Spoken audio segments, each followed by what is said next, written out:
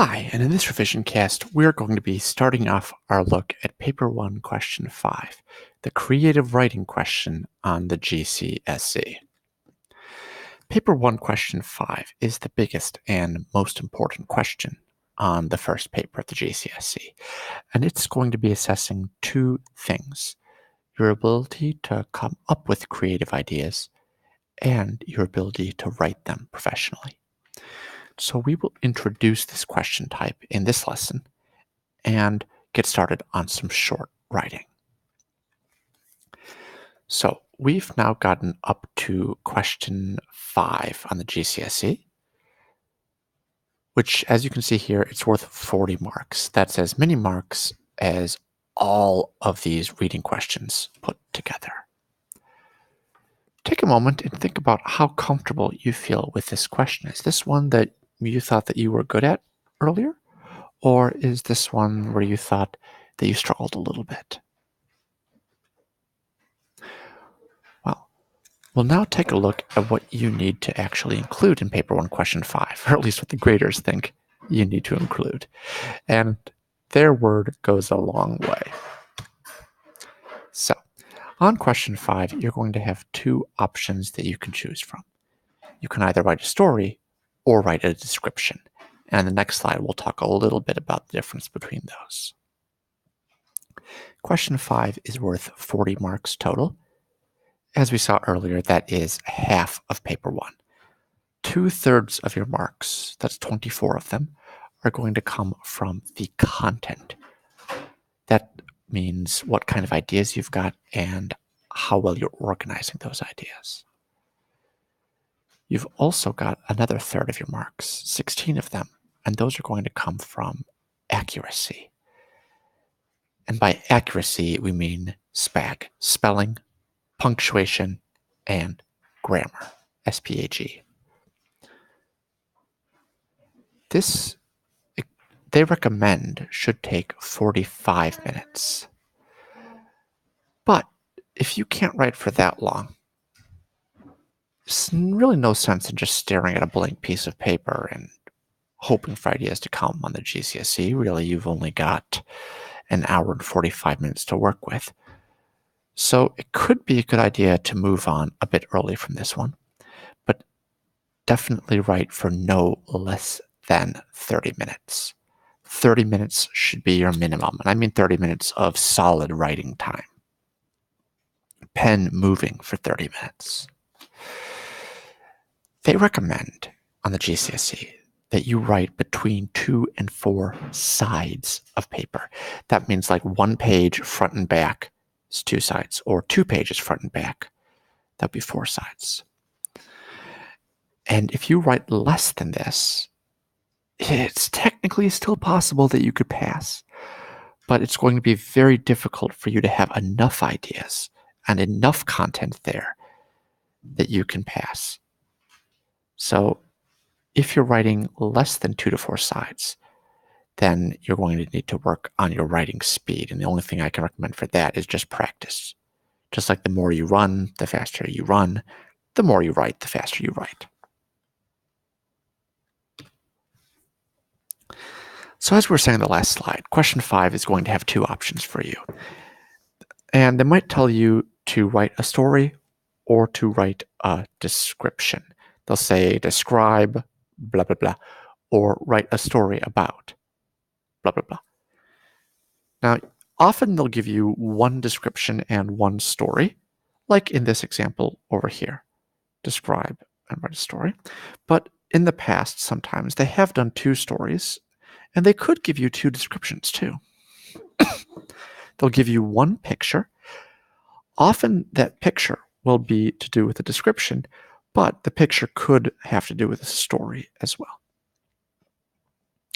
Whichever one you pick, you must be clear about which kind you're writing, about a story or a description. Do you know the difference, or the difference that the graders will be paying attention to? Yeah, so a story, they think, is going to have clear and interesting characters, conflicts, and action. Those 3 things: characters, conflicts, and action. A character is somebody who wants something. A conflict is a reason they can't get that something, and action is how they try to get that something. And if you haven't got those three things, then you've not actually written a story at all. Now, a description is what we're going to focus on in the next couple lessons. A description focuses a little bit more on imagery, on sensory detail, and has very little action in it. In a description, you're going to be focusing more on the environment, on what's happening all around you. And so each paragraph in your description is going to be shifting the focus to a different part of the environment. So a description is a lot like you are making a painting. Got some mountains over here, got some trees over here, happy little trees, got some water down there. A story, on the other hand, is focusing more on the action, what the main character is doing, trying to resolve that conflict. Each paragraph of a story is going to shift the focus to the next development in the plot. So it's going to be a little bit more like making a movie. You got one scene, and then you've got another scene, and then you've got another scene. Now, both of these, though, they've got to have some structure to it. They got to follow some rules. You can't just have random stuff going on. Can't just be describing a bunch of random stuff. Can't just be talking about a bunch of random stuff happening. And in future lessons, we'll talk more about how you can structure your description or story so that it meets those GCSE criteria.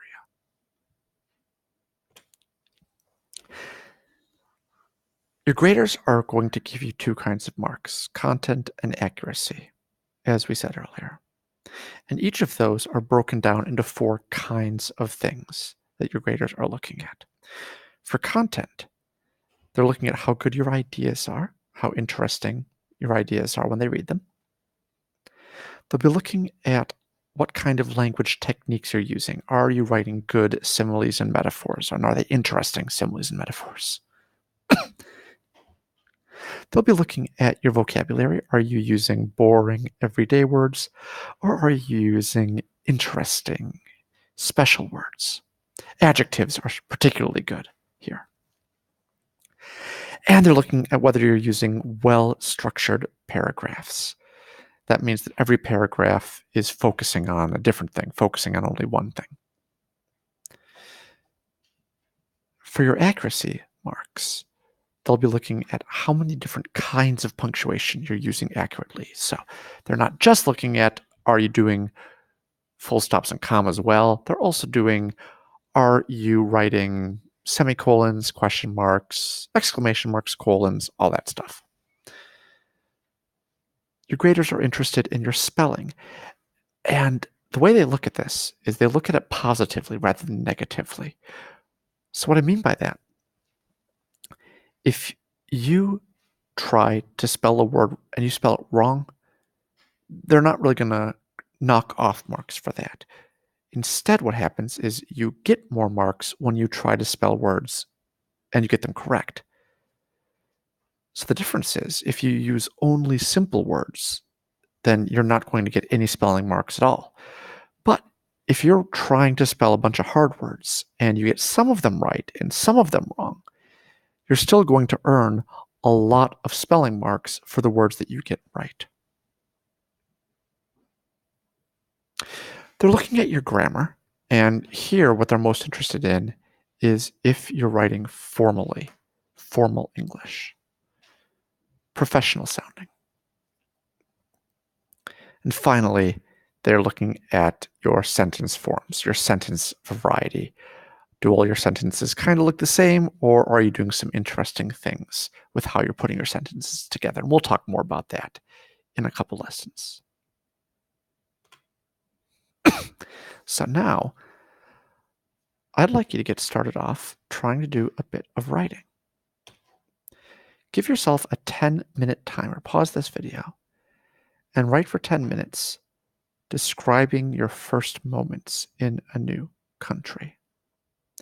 You've got this picture here to help you out, but just like on the real GCSE, you don't need to feel limited to only writing about this picture. You could also choose to go and write about something else that you think about for your first moments in a new country. You could write about a country that you remember visiting, or You could just imagine visiting a new country. Pause this video, please, and set yourself a 10-minute timer and write for that entire 10 minutes. Don't give up early. Good luck.